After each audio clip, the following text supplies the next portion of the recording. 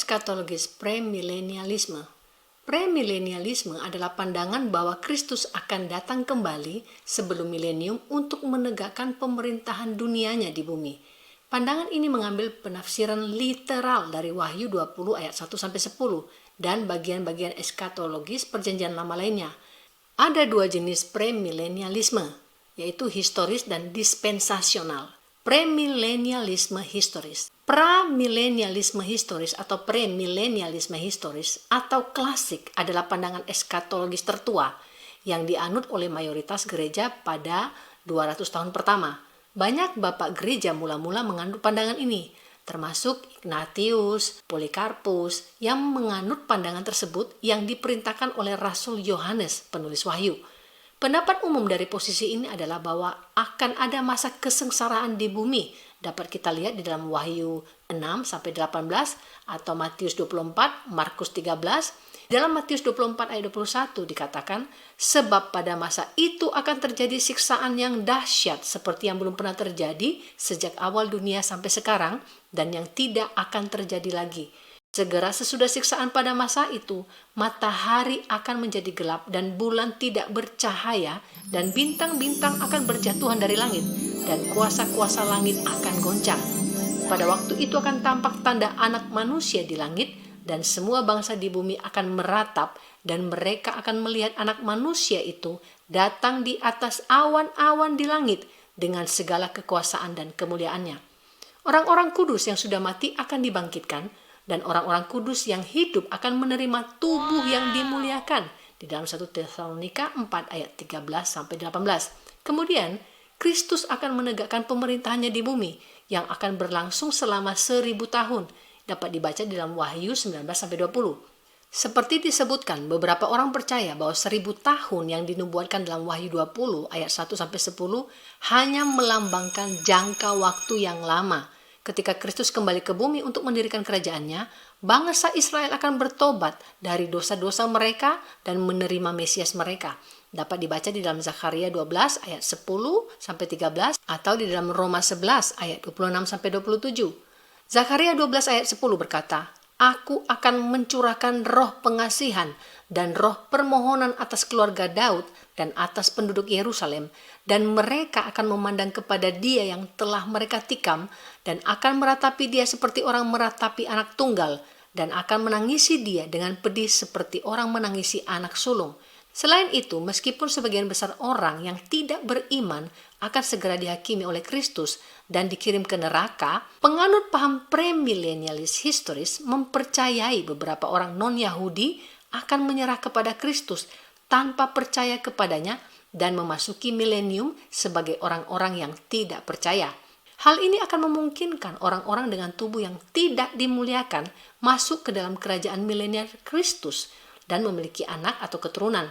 Beberapa di antara mereka nantinya pada akhirnya akan memberontak melawan Kristus. Pada akhir 1000 tahun, setan akan dilepaskan untuk menyesatkan manusia. Ketika hal itu terjadi, Kristus akan mengalahkan setan dan semua pengikutnya. Dalam Wahyu 20 ayat 7-10. Kemudian akan terjadi kebangkitan orang-orang tidak percaya dan Kristus akan menghakimi mereka dan mereka dilemparkan ke dalam lautan api untuk disiksa selamanya. Yohanes 5 ayat 22, Wahyu 20 ayat 11-15. Kemudian Kristus akan mengantarkan keadaan kekal termasuk langit dan bumi baru. Wahyu 21 ayat 22. Premilenialisme dispensasional berbeda.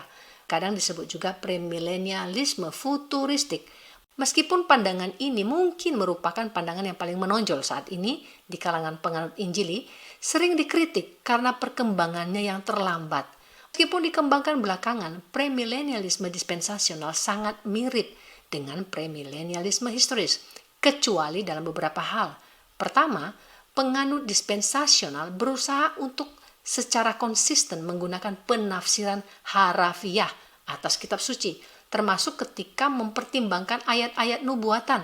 Sedangkan pramilenialisme historis bersama dengan sistem eskatologis lainnya seringkali merohanikan bagian-bagian eskatologis, khususnya bagian-bagian perjanjian lama yang mempertimbangkan Israel dan pemerintahan Daud yang dipimpin oleh Kristus. Pemerintahan Kristus yang berasal dari Daud digenapi di surga. ketika Kristus duduk di sebelah kanan Allah. Dapat dilihat di dalam 2 Samuel 7 ayat 11-19, Kisah Para Rasul 2 ayat 34-36. Yang kedua, penganut paham dispensasional mempertahankan perbedaan yang tegas antara gereja dan Israel. Sedangkan historis bersama dengan sistem eskatologis lainnya sering sekali mempercayai suatu bentuk teologi pengganti yang menganggap gereja sebagai pengganti Israel atau pemenuhan Israel. Hal ini terjadi karena beberapa kitab suci sepertinya menyamakan keduanya. Contohnya di dalam Roma 2 ayat 28-29 mengatakan, sebab yang disebut Yahudi bukanlah orang yang lahiriah Yahudi, dan yang disebut sunat bukanlah sunat yang dilangsungkan secara lahiriah, tetapi orang Yahudi sejati ialah dia yang tidak nampak keyahudiannya, dan sunat ialah sunat di dalam hati secara rohani, bukan secara hurufiah. Milenialisme historis dan sistem eskatologis lainnya seringkali memandang ayat-ayat seperti ini sebagai pernyataan bahwa mereka yang percaya kepada Kristus, yaitu gereja, adalah orang Yahudi sejati. Sementara penganut dispensasionalisme berpendapat bahwa ada sisa orang Yahudi sejati di dalam gereja, mereka yang percaya kepada Kristus. Paham dispensasionalisme berargumentasi bahwa istilah Israel selalu mengacu kepada keturunan fisik Yakub dan tidak pernah mengacu pada gereja. Mereka memiliki raja keturunan Daud dengan tahta abadi. 2 Samuel 7 ayat 12-19. Mereka dikumpulkan kembali di negeri itu. Allah mengampuni dosa-dosa mereka, mereka menerima sifat baru. Namun, premilenialisme historis dan sistem eskatologis lainnya tidak memandang orang Yahudi memiliki peran penting dalam kerajaan milenial yang akan datang. Meskipun demikian, penganut paham premilenialis historis sering memandang gereja sebagai Israel baru, sama seperti penganut paham amilenial dan postmilenial. Yang membedakan mereka adalah kepercayaan mereka bahwa Kristus pada akhirnya akan menyelamatkan bangsa Israel, yang merupakan pandangan yang sama yang dianut oleh kaum dispensasional. Yang ketiga adalah bahwa mereka memandang kedatangan Kristus yang kedua kali dalam dua tahap yang berbeda. Kedatangan Kristus yang pertama kemungkinan besar merupakan masa pra-tribulasi untuk mengangkat orang-orang kudus dan membawa mereka ke surga. Kristus akan mengangkat orang-orang kudusnya sebelum masa kesengsaraan adalah karena kesengsaraan tersebut terutama untuk menghakimi orang-orang yang tidak percaya dan menyucikan Israel.